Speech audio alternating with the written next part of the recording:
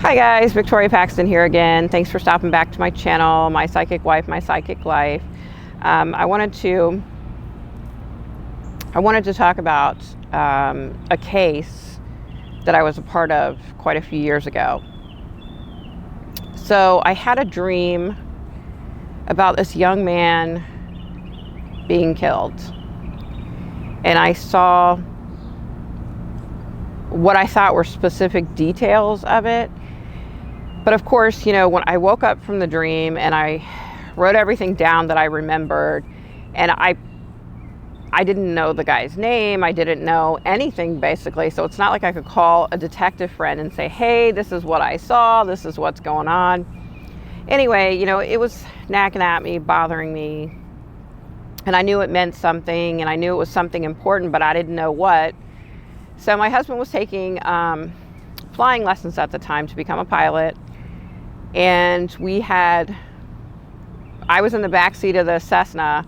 We were up in the air flying, and I don't know how to explain it, but I looked down over this area, and I knew right away that that's where the guy had been killed. So right away I knew it. I don't know how to explain it. I was up in the sky looking down, and something told me, I'm pretty sure it's probably a guide, told me that's where it is, that's it. So my husband landed, we got out, we got in the car, and we went to find this location, which, believe it or not, we were able to find it based on what I could see from, you know, up in the air.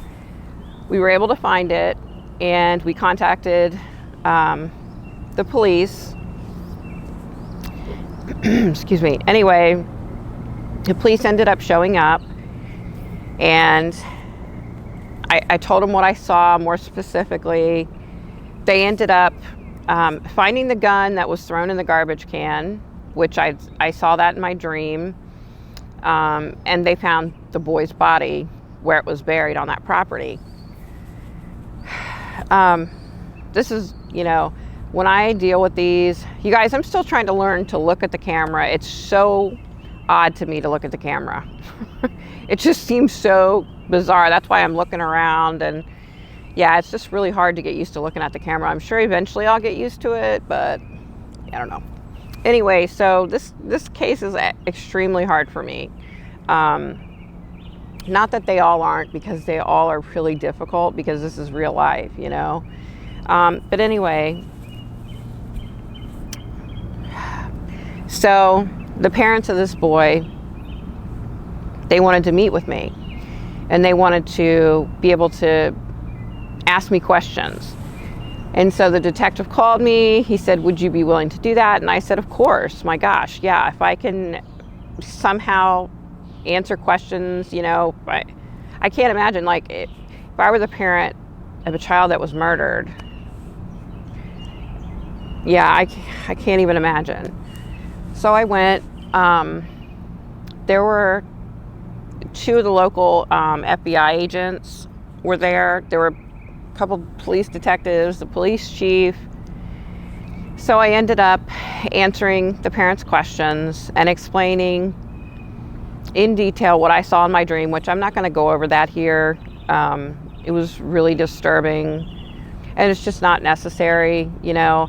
I'm sure if I called the parents, they would have no problem with me doing a video about this, but I just prefer to keep their anonymity and to allow them their peace. Anyway, so I was being asked questions, not by just by the parents, but the detectives wanted to know what I saw and what I knew.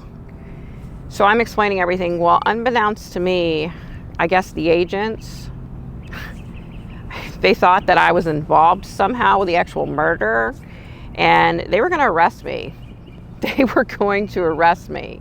But the mother had asked a specific question, and I'm not going to go into that specific detail. That's something that, you know, she should hold near and dear to her.